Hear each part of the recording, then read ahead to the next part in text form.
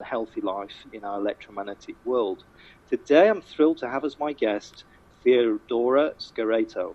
Theodora is executive director of one of my favorite organizations, the Environmental Health Trust.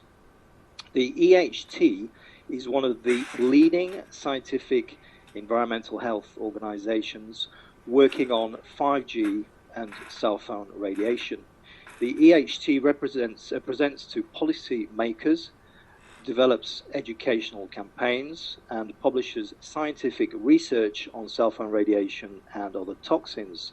Theodora coordinates scientific programs with international experts and research institutions internationally on the issue of 5G cell phones and health.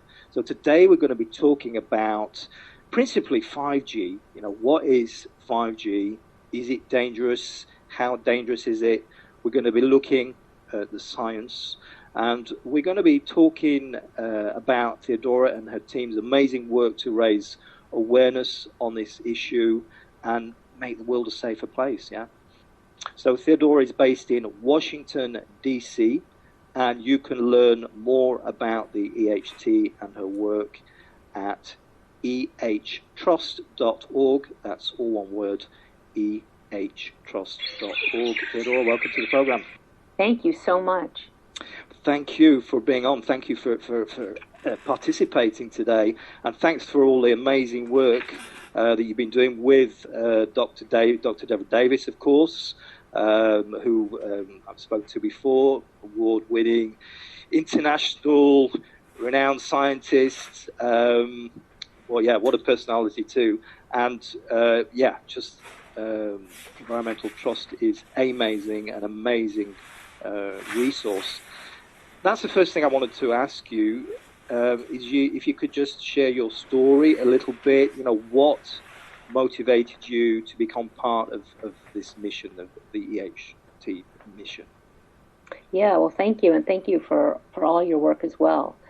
So Environmental Health Trust, we have some of the leading scientific experts working on this, but I never thought many years ago when I got involved that this is what I would actually be doing with my life.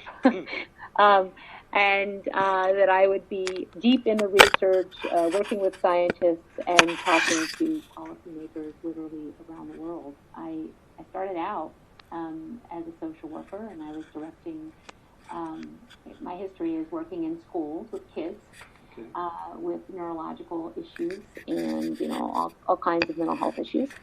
And when I first learned about this, it's now been almost a decade, actually, I didn't believe it, and I thought this can't be true.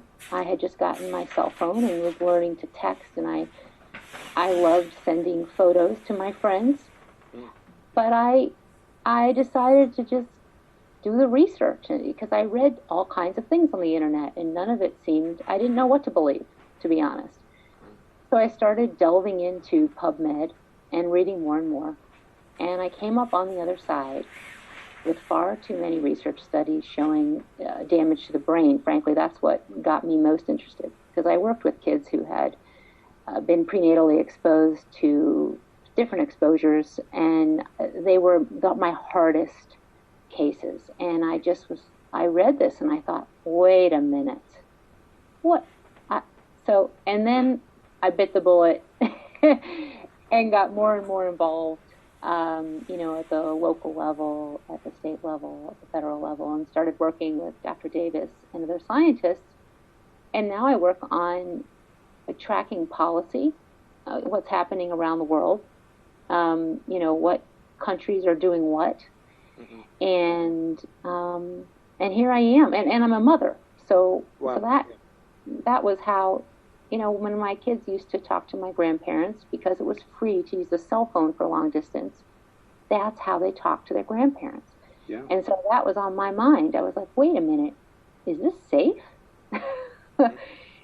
And then I just got deeper in, and here I am working on 5G and unearthing what our federal government is doing, and it's been amazing. And I'm so thankful for what's happening right now, which is, frankly, I think everyone's waking up to this internationally. Yes, that's what I'm feeling too. And I've been online with this about 10 years or so, and involved. My own story goes back to actually 2002, so I've been following this for quite a while. That's what I feel too. So that is the very positive thing that we can share with listeners, is that there is some kind of wake up going on, and obviously we want it to go faster, and the way to make it go faster is to keep talking about it and keep people, bring it to the kind of mass consciousness, bring this awareness to the greatest number. And so that people can really understand, and they're not hoodwinked into all the BS, which is put out, all the propaganda by the vested interests of cell phone companies and the utilities and so on. So let's talk about 5G then, if we can. So 5G, the latest and greatest generation of cellular technology. Some people are calling it an evolution, others a revolution. If you had to explain this to somebody who knows nothing about EMFs or cell phone radiation, first, how would you explain what 5G is?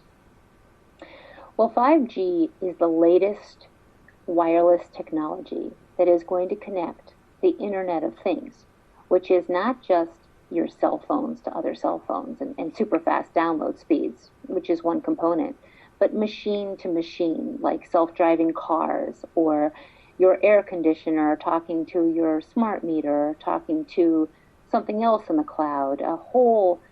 They even have it for cows now, and where they have, making sure how much milk is the cow providing. It's in industry, in our personal lives, in cities, and in rural areas. And in order to implement 5G, industry is proposing literally hundreds of thousands, we're talking about millions around the world, millions of new, basically mini cell towers, shorter cell towers that are placed on our streetlights, on our utility poles. In our town, they're talking about putting them on our post office boxes, on the sides of buildings, and in our neighborhoods, in order to connect all of these wireless devices. And it's being called a race, that countries are in a race to 5G, and we need to do it fast, and we need to do it now. And that's how it's being put forward by industry. Yeah, it's been put forward as something rather marvelous, isn't it? As like something which is just like, we got to go there, and we have to admit at the same time, if we can, and it's difficult for me anyway, but if we could kind of put all the health effects to one side, then it does sound rather cool in a way to have machines that can talk amongst themselves and maybe make your life better. So we can kind of understand why people are enticed, by this technology.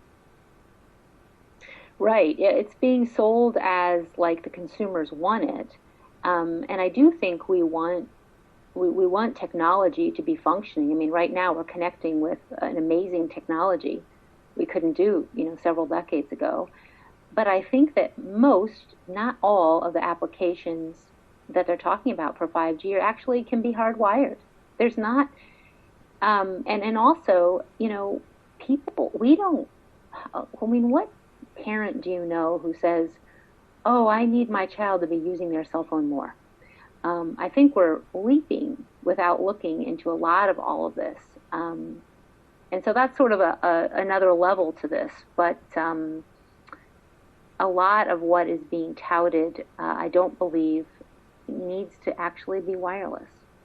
So, for example, downloading movies and such, we can do a lot of this in safer ways, but people aren't aware of all the health and safety issues related to 5G.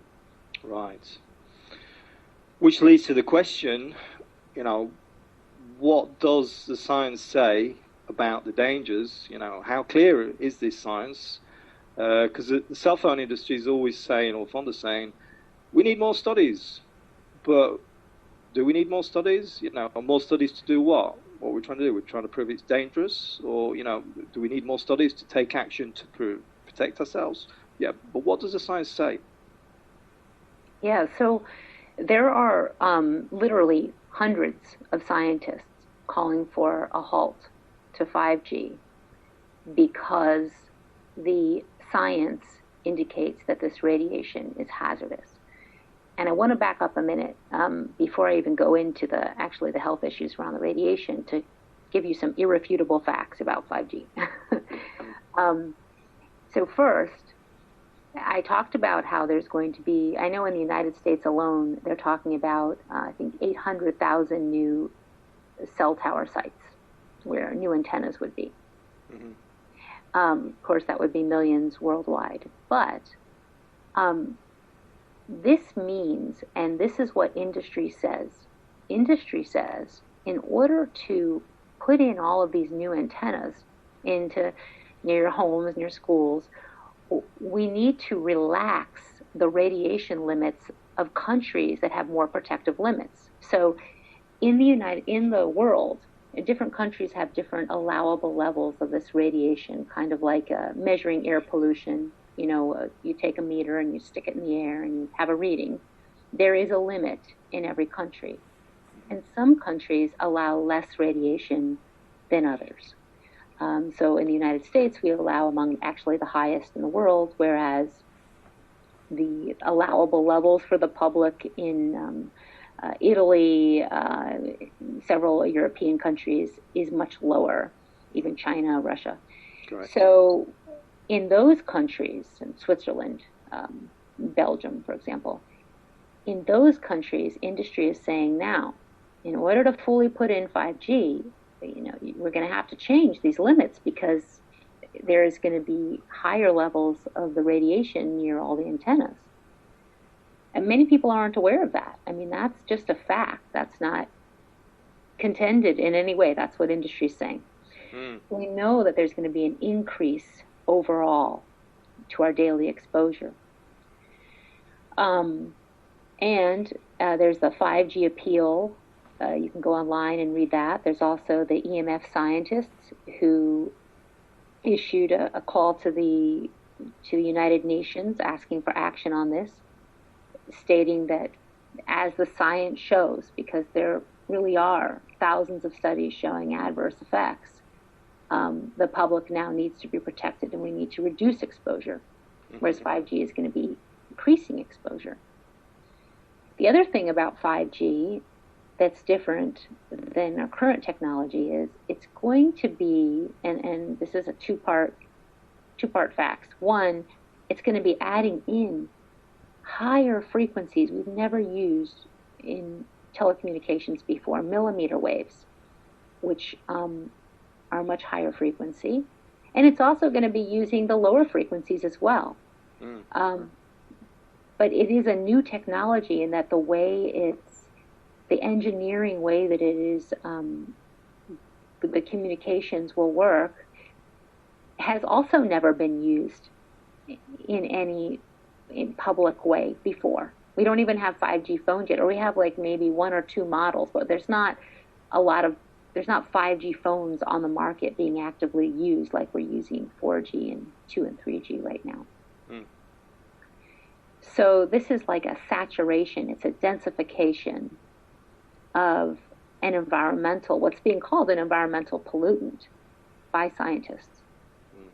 Now it's being said that, well, there's no consensus or this is contested, but the situation is that we have groups that are considered international authorities that are industry loyal groups or industry filled, or they have industry consultants that are making decisions about standards, about recommendations, and even governments don't have expertise in this issue, and they look to those authorities, but they're not independent.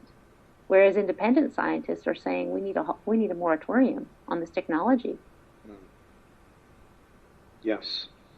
So clearly there is a divide between the independent scientists and the scientists with industry ties. There is a lot of science about this, isn't there? And there's a lot of science referenced on your website. Mm-hmm. There's a lot of science referenced on my website as well. But there's a lot of science. People are not always looking at the science, but they like to hear the science. And perhaps this is a really good way to consume the science or get knowledge about the science, is listening to people talking about the science rather than actually reading the science, because it's not that obvious. It's not that easy, because the science tends to be, rather dry and rather technical. And, I spent a fair bit of time going through studies and things. And, it's not that obvious always what's been said. But there is a science. But at the same time, there's a certain unknown about all this, is there not, Theodora? In the sense that because 5G actually means lots of things, as you say. It means the lower frequencies, so that means it means the frequencies that we're already using. It means more of that. And it also means these millimeter waves, which are these higher frequencies. And the unknown is what that actually, in terms of the science, is that, what the health effects are going to be of these millimeter waves 24/7 on entire countries, kind of thing, or entire cities to start with. That we're not sure on, are we? Right. Well, we don't have any long-term data that has specifically looked at the 5G technology and what the impact will be. I mean, we don't have that, and we're leaping forward.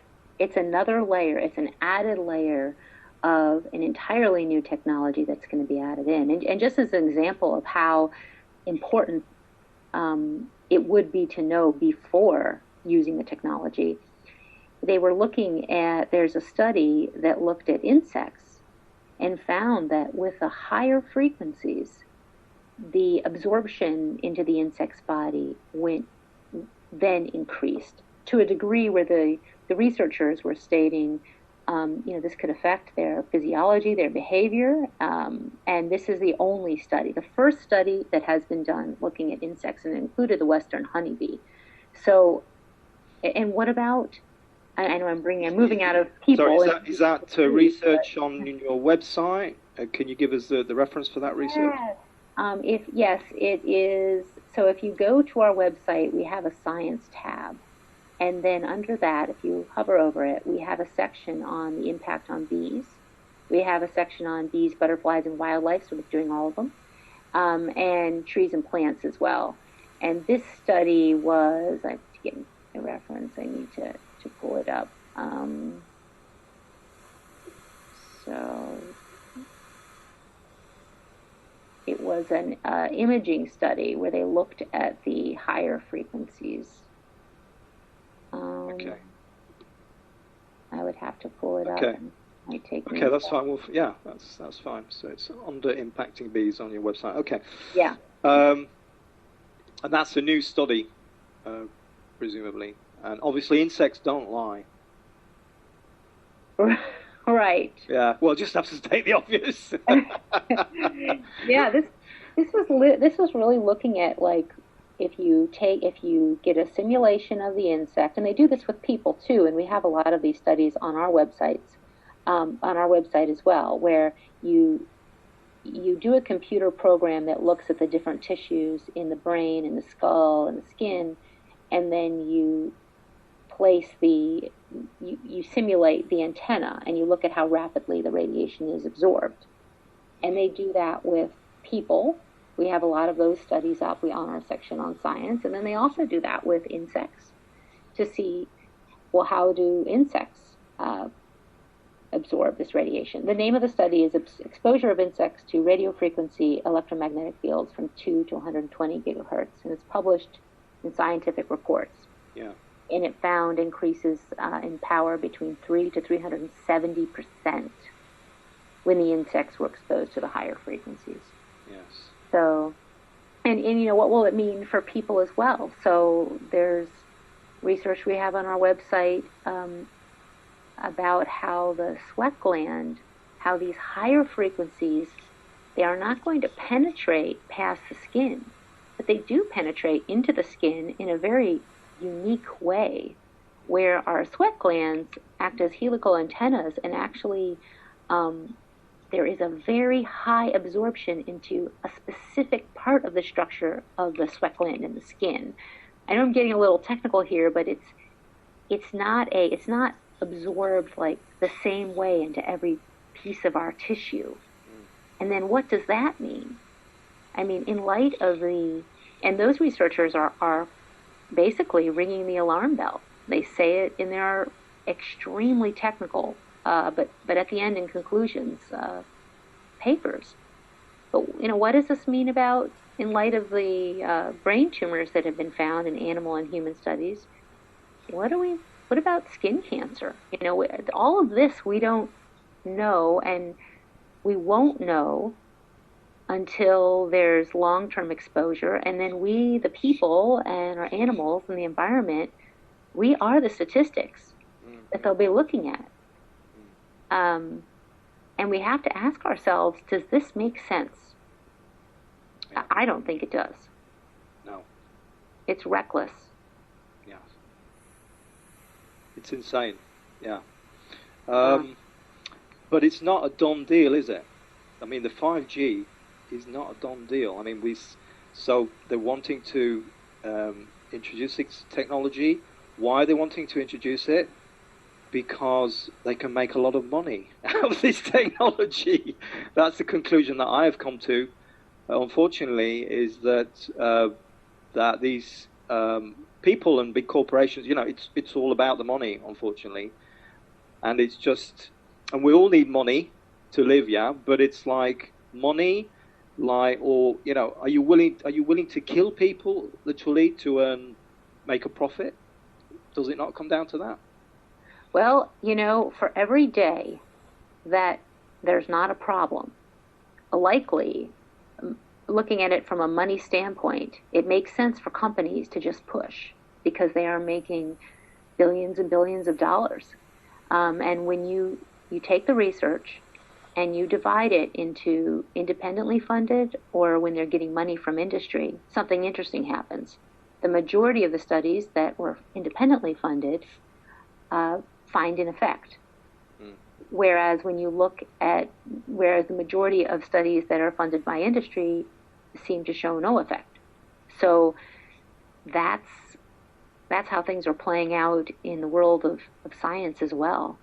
And I don't believe that it's a done deal, 5G. I know that industry is saying that, and they're saying we have to have it, and this is the next best thing. But, I don't know if you saw, I think it was BBC, where they did their first 5G transmission with this newscaster, and then it went blank. It didn't work. So the 5G failed. I mean, there's so much they have to iron out that they haven't figured out. Yeah. Yeah. So it's technically rather amazing. At the same time, in a way, I'm kind of in awe of all, because I love gadgets. This is the thing, who doesn't? But I'm kind of in awe of the technology, all the time. I mean, just having this conversation, I'm in awe of the technology that's behind it. I've got no conception, really, of how it works, and most people have got no conception, really, of how wireless works. But we're in awe of it. It is an amazing thing, and so technically it is a challenge. And I get the sense that the challenge will be overcome because there's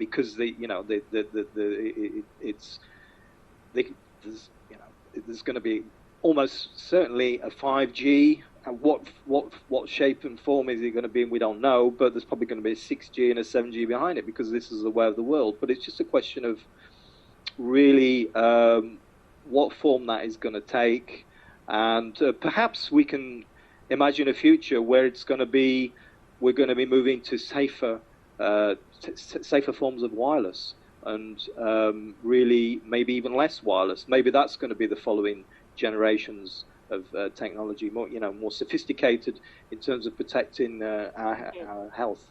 I'd like to think that anyway. But, yeah. I'd like to think that too. I mean, I think that I know the FCC is already, I don't know if they've bought or they're putting on hold terahertz frequencies for 6 and 7G. So we're talking about 5G now. But industry is already planning, testing, and developing the 6 and 7G. Yeah. And thinking ahead. Of course. And they will, I mean, I fully believe that when people become educated and demand safer technology, that industry is going to respond because, hey, I too, I use my computer more than I should. Look, I mean, you can't even imagine how much I'm on my computer. I know. I need You and me too. I use technology. I love my computer. I know. And all I want is safe technology. And I don't want to play around. I'm not playing Russian roulette with my kids' health. So I am willing to pay for technology that's wired and safe. And if there is a wireless which is less biologically active or not biologically active, which would be the only safe way to do it, then please, industry should be researching and developing that. I mean, in the meantime, let's have options. But if they hear from us, they're going to sell it. I mean, look at plastic, EPA free. All of these changes in the way you use your pocketbook. Our pocketbook is the way to roll, and let companies know. Yes. Yeah. How we spend our money is super important. It's difficult for a lot of people not to give money to the cell phone companies. I don't give money. Let me think here. I don't actually give any money. Well, I probably do in other things I buy, but not directly anyway. And I'm not saying everybody should do that, but that's a decision I've been able to make. And what I do with the internet is all wired. Everything, all my connections are all wired, 100% wired. Apart from occasionally when I might use my wife's cell phone when I'm traveling and things. But I think that is important, isn't it? Is to kind of realize that when you're taking out a cell phone subscription, when you are using your cell phone, when you are calling people on it, when you are, texting, sending SMSs and so on and so forth, that you're actually feeding the beast. Right, and using, whoever is living near the antenna is going to be getting more. Just imagine all those connections are going to the nearby antenna, so it's all part of a system. We're all participating in it to different degrees, or not, if you're able to opt out. But minimizing our use and eliminating sources is the best thing we can do personally now. But I would say this, you and I are privileged to be able to have these wired connections. But there are people that are not able financially, or maybe depending on where they live in their apartment, to actually to make all the changes that I know I'm promoting and that you promote, which is why we need to have policy change. We need our elected officials to hear about this and to hear from us and to start to take action on it. And that is really happening internationally with all kinds of city councils are getting involved. Yeah. So let's talk about that if we can. And I want to go back to that. That's a very good point you addressed there with regard to, certain people not being able to go without using a cell phone and so on. And we need to address that in terms of what they can do. So I'd like to talk about that later on.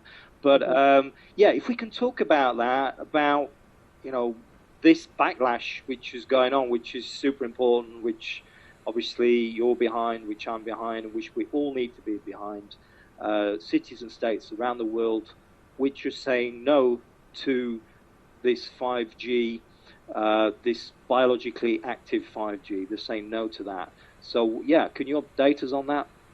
Sure. So I think I spoke about how some countries or some cities have lower allowable limits of what the cellular radiation in the air can be, what the radio frequency radiation in the air can be. And that industry is saying, well, we need to change those limits in order to fully roll out and deploy 5G. Actually, to fully deploy 4G, they are also saying that those limits need to be changed. Because when they put up these what they're calling them small cells, that's an industry term because there's nothing small about them except for maybe the size of the antenna, but the entire structure is pretty big. But those will have not just 5G, but right now they're actually 4G antennas being placed on. So Belgium and Brussels, their rollout was temporarily halted while they deliberate, and I need to check in on what's next there, but on how much to increase the limits in the city, in the region. I know that in Switzerland, Geneva, and two other, I don't know if I say it wrong, cantons, or have resolutions to halt the rollout until the safety has been assured, until there's been some looking at the safety of 5G. And now when I talk about these things, I want to say that cities are doing resolutions. It doesn't always mean that things are being followed in the different cities, and there's all kinds of politics going on. And that's a whole other subject, so I'm just giving kind of a brief overview right now. I also heard that and read a report that Switzerland is now going to start to monitor the levels of radio frequency radiation in light of really people, residents, having protests, talking to their government, raising this issue. In Italy, there are 13 local governments issuing resolutions about 5G and the health and safety issues. I know here in the United States, just to give you a sampling I'll talk about my world and then I'll go to the rest of the United States, but we have, there are groups working at every level of government. So from the town to the district to the state, because, for example, the state, there was a proposed ruling law that would have stripped the local authority to decide where small cells were placed. And every year this law keeps getting proposed, and I think we're now at the third year where the communities have been able to stop it, saying, look, local towns want control of what's placed on their roadways, right? We want to decide what's in our neighborhoods. And in the United States, I think now there could be up to 24 states that have actually passed laws that have removed the rights of towns and the villages, local cities to decide about the small cells, just stripped their authority. And in those states, people are really waking up to it and saying, wait, what just happened? Hold on. Something has to be done. And so that's sort of happening now, actually. In other communities and at the very local level, cities are coming up with as many rules and regulations to maintain as much of their authority as possible. And they don't have, a lot of cities didn't have anything in the books on where small cells can be placed, where these antennas can be placed, just because there was never a time where anyone was trying to place them in front of homes. Whereas now we have them going up in front of homes, in front of schools. So I know several cities in California, like Petaluma says no small cell within 500 feet of a residence. Fairfax and Mill Valley, you can't have them in residential zones. That's areas where there are like homes and not commercial businesses. So this is all happening now. You can certainly go online and you can see all the protests that are happening in different cities. There was a die-in I saw. It was like in front of I forgot if it was Switzerland now, but where people stood in front of a telecommunications store and then they all, died, and then they have videos and pictures and they're getting press and putting pressure, saying, hey, we're here, we don't want this, and we want our safety to come first. And yeah, so somebody who's listening to this, who's just discovering how potentially awful this 5G is going to be if it arrives in their town, what can you say to them? Where can they learn if it is going to arrive in their town? Is like, what do they do? Is it, because like in France here we've got town halls, or is it like a place you can go if you're in the US, or is it a website? Where can you get this information? Well, certainly at Environmental Health Trust, ehtrust.org, we have a section on 5G where you can learn facts and information on 5G. But in terms of connecting, because we are encouraging people to organize, to raise awareness, and to take action that works for them in their community. I would, if you do a little research, almost every country, there's groups in countries and in regions, and if you don't have one, then start one. That would be my recommendation. Get organized, have meetings, educate your friends and community, talk to your elected officials and find out, hey, are there any small cells or antennas coming to our town? How are we dealing with this? Like, get information and share it. So when you say create a group, you mean like on the internet, like a Facebook group or something? I mean, how do we create a group? You hear about this, you're a little onio. And you say, I can't do this on my own, I need to create a group. So what's the best way of creating a group? Yeah, well, there are a couple ways, and I've been a part of many groups just from where I live. And for example, our area has a Facebook group. We also have an email list, and if you're the only one in your entire town, let me tell you that I've talked to many people, and they were the only one, and they didn't even know who their elected officials were. And you know what? You start a group, people join. It all starts with 1, 2, 3, and next thing you know, you've got, and once you get 7, you're gold. You just can go wild, because 7 people can really carry this work. So that's what I would recommend. You don't have to be making an entire website.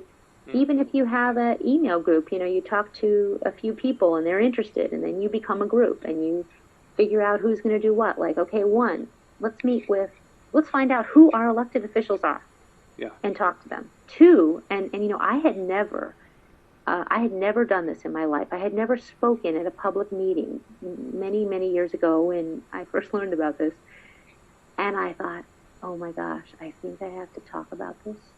And in our communities, you can go to public meetings and speak at public comment, and you have like 3 minutes or 5 minutes.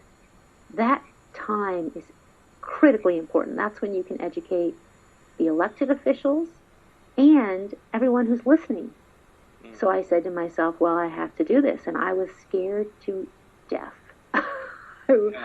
I was shaking. I mean, I wrote it all out, and but I said to myself, I have a feeling that I better start now, because I have a feeling that this is just the beginning of public speaking that I'm going to be doing. Yeah. I mean, and I was scared the whole time, but I did it, and then I just kept doing it. I just kept going to the meetings. That's what I was going to ask you, because not everybody feels comfortable, making public speeches and even participating in marches, but I guess you just got to bite the bullet. If you really believe in this, then you bite the bullet and you do it, or you elect a spokesperson if you're not capable of doing it. I would say a few things. One person doesn't have to do everything. So But you do have to bite the bullet to a degree. But there's a lot to be done. There's speaking at public comment, and by the way, you don't have to be an expert writer. You can always just quote, you can read what the scientists are saying. And if you go to our website, we have a list of scientists' letters on 5G. Pull one of those up and say, hey, I want to let you know what Dr. Anthony Miller or Dr. Leonard Hardell are saying about this. And then you just read that. Or you can come up with your own pieces. And also, if you don't want to do that, and hopefully there'll be a few people in your group who are, because that is important, but you can write emails. You can set meetings with elected officials and have one-on-one meetings. You can help in other ways in terms of outreach. Another thing I'd recommend is really finding out where are the locations of antennas in your area and where are antennas being proposed. Because when people first learn about this, they are curious about that, and they find out that, like we found out, just north of me, there were literally dozens of antennas, and literally every 5 homes being proposed, and the work was about to begin. They were actually digging to put in the first, like, these metal things. That was a few years ago, and all the neighbors got together and crowded into rooms, calling for a halt to this, so much so that the whole thing got on hold while the district hashed it out. So do not think you can't make a difference. Yes. Everyone can. Yes. And the only way, meaningful policy change is meaningful, long-lasting change. So yes, we can make changes in how we use technology. Yes, we can keep the phone away from our head or use it less. There's a lot of things we can do personally, and EH Trust talks about this all the time. But it is not the kind of change that is going to fully protect us. And ultimately, the personal or the political, right? I mean, I can use all wired all the time, but when I walk outside and I'm in Washington, D.C., there are antennas everywhere, and I can't stop that. And I'm asked, I do a lot of talks, I do a lot of... Well, you can stop it, but just not straight away, yeah? Not straight away, that's what I mean. Yeah, you can't stop it unless you do get some policy change in action, right? Yeah. And people come up to me, this one mother, it was heartbreaking, she said, look, my son is a truck driver. What do I tell him? He has 2 phones for work. What are you saying to me? And that's where we need, like in the United States, the Department of Labor needs to get involved. The occupational health issue, the occupational safety departments need to get involved, because, what do you tell someone who's working in a retail store? And, last time I went into a store, the woman at the front had a radiating thing right in front of her. It was some sort of router thing with an antenna. And then she was hooked up with various things on her body that were like walkie-talkie things. And there are a lot of places where the only way to have a choice is to get some policy change. So that's why it's urgent that everyone... yes, I was afraid of public speaking. Let me tell you, I was so afraid. But I was motivated just thinking about my kids. I was like, I got 2 little babies, and these kids, I want them to be healthy. I want their future to be healthy. I know we can fix this in my lifetime. Yeah. And I'm ready to go do whatever it takes to make that happen. Yeah. And that's what keeps me going, is I have full hope, actually, that this is fixable. Yeah. So. Fantastic. Yes. Yes. Full hope. That's what we all need. Full hope. Yeah. I'm in. Power to the people. And it is so important, wherever you are on this EMF thing, to have hope and to believe. And I think it's more important when your health suffers through these exposures, to believe that you can you can recover your health, that you can fight back. That is absolutely key. So yeah, full hope. But yeah, you mentioned a few things there. You need to identify. You said you need to identify where the existing cell towers are. So I guess that antennasearch.com, that would be a good recommendation to do that. Yes, yeah, and also getting that's a good start, and really useful too if you're looking at moving. And then also contacting your planning department for your community. They often have websites, and if they don't, you say, oh, would you please put this up, because in other countries you can get that information. Like, we should be able to know. Every municipality should have where the antennas are and a map of where they're being proposed. It's very powerful to share with your neighbor and say, look, did you know that there's an antenna going up 2 houses down? Do you want that? I mean, that's the question is, once people are aware, then they start to really think about, is this okay with me? And we need to put some sunlight on all of this stuff that's been covered up. Most people aren't aware of. Like, I certainly wasn't. I didn't know where antennas were. I didn't even know I didn't even know my phone used radio frequency. Yeah, exactly. And most people don't. I didn't either when this thing happened to me. I didn't really have.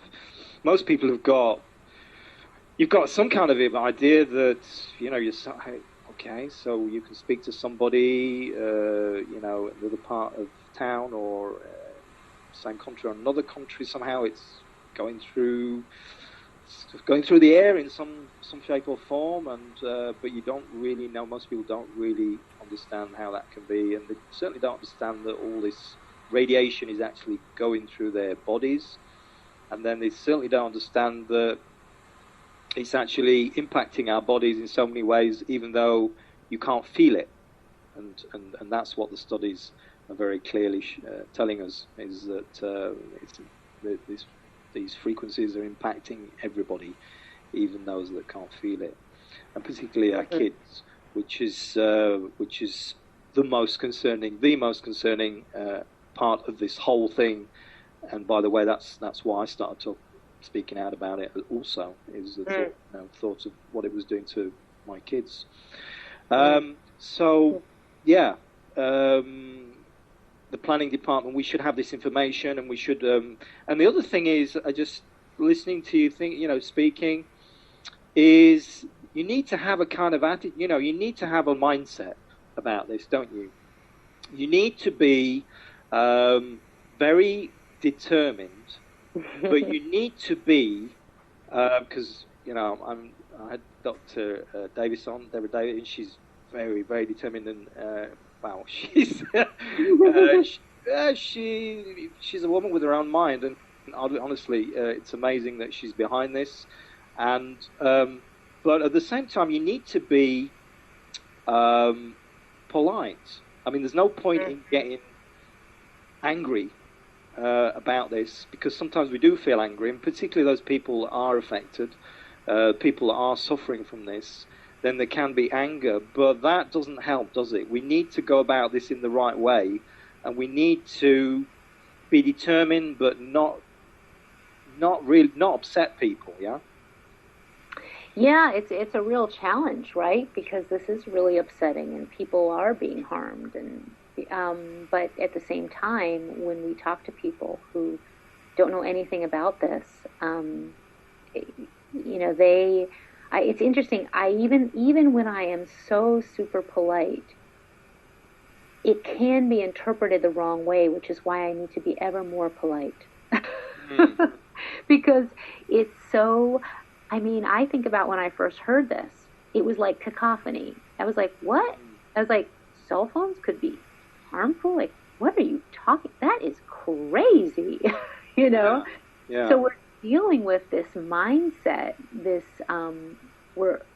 to wake people up to this it's a hard knowing.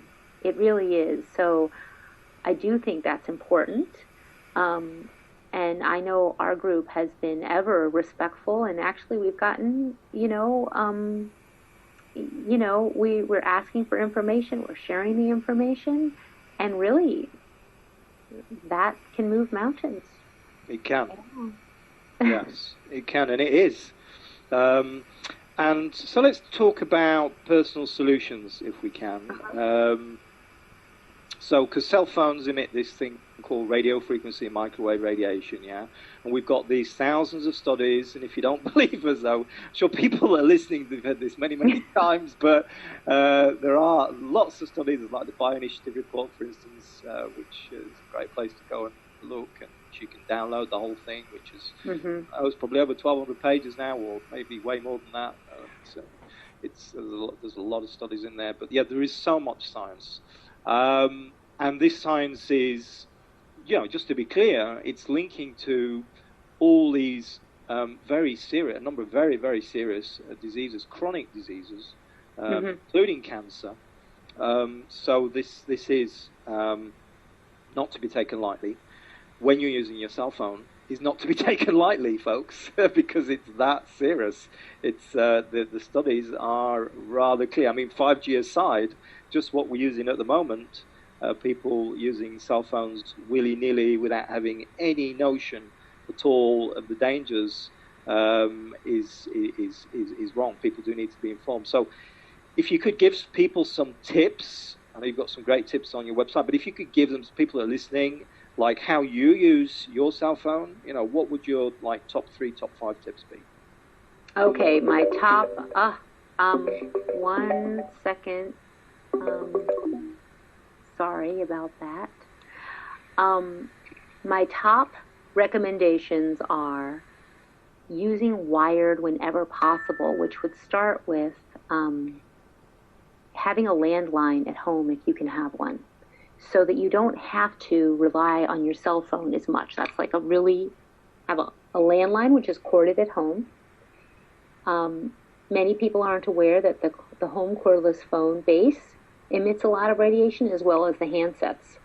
So when I first learned about this, I actually started using my home cordless phone more until I learned more and realized that also emitted radiation. What happened was I got a meter, and I went into my house with the meter, and I said, oh my goodness, I thought I didn't have any radiation in my house, and this cordless phone was blasting me every day, which is right near the computer, which is where a lot of people have them. Yeah. So by doing that, you can really cut down on using a cell phone. Now, I don't use a cell phone much, but so I'll give you some recommendations on minimizing your cell phone. So first, always, don't put it near your head or your body. Use an air tube headset and have it on airplane mode with the antennas off. You want to learn airplane mode, but it used to be you just turned your phone on airplane mode and it would turn all the antennas off. Now there's other antennas that might be on. There's Bluetooth or a variety of Wi-Fi that might actually be on even though you thought you turned it off. So go into your settings and turn all the antennas off and the location as well. If you must use your phone, better to use text over voice. Certainly not streaming large files like video or FaceTiming, video streaming. All of that uses a lot of radiation to move all of those files.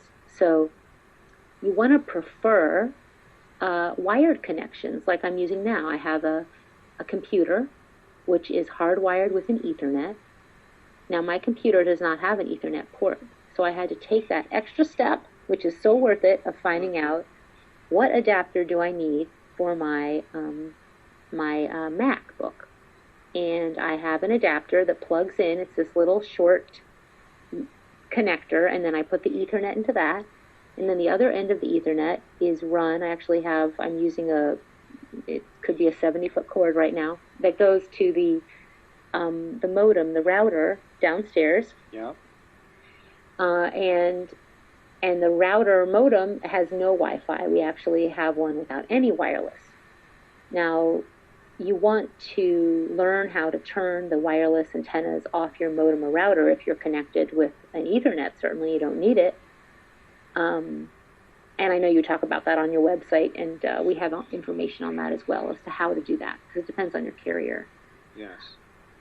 So there's reducing your cell phone use overall, so using a corded landline, and then and using Ethernet connected computers for all your peripherals. Like my mouse is wired, my speakers are wired, the headset is wired that I'm using as well.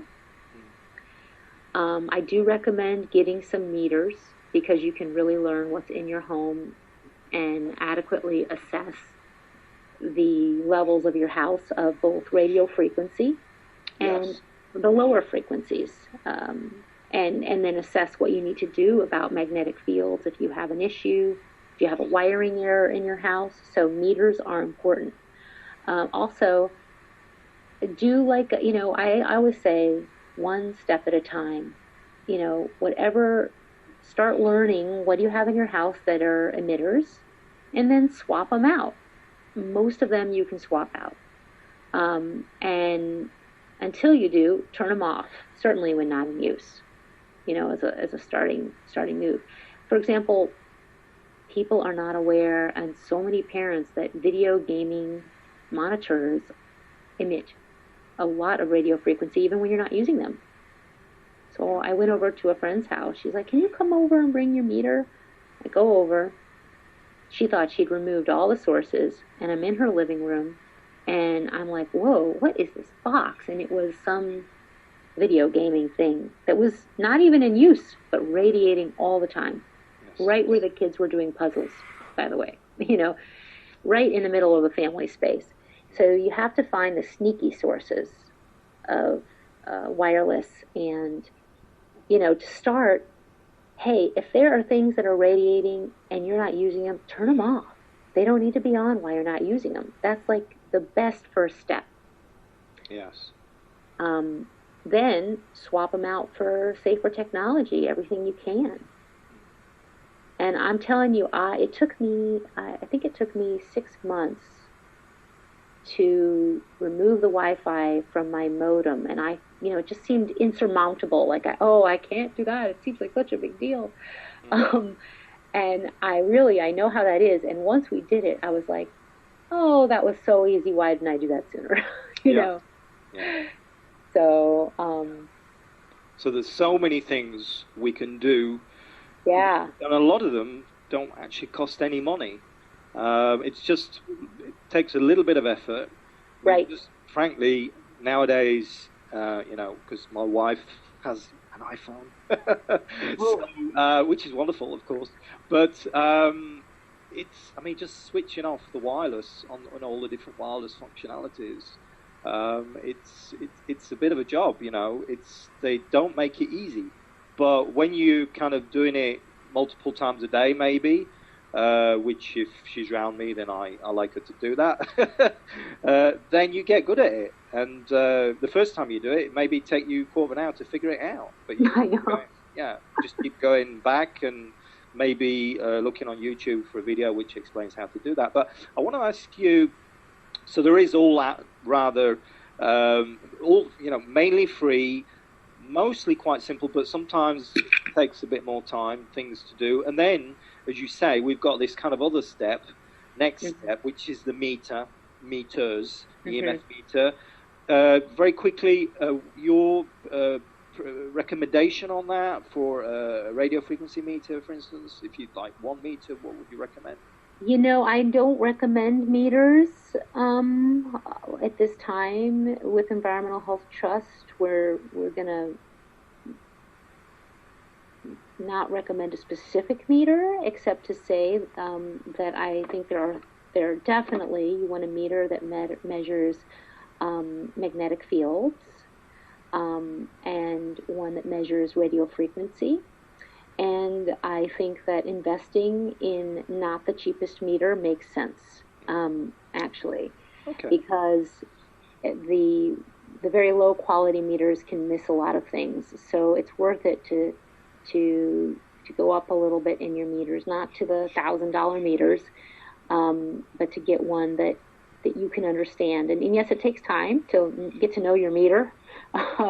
I remember when I first got mine, and you spend time with the manual and going around the house, and it was rather eye-opening and really important, because you can find I never would have found my cordless phone source.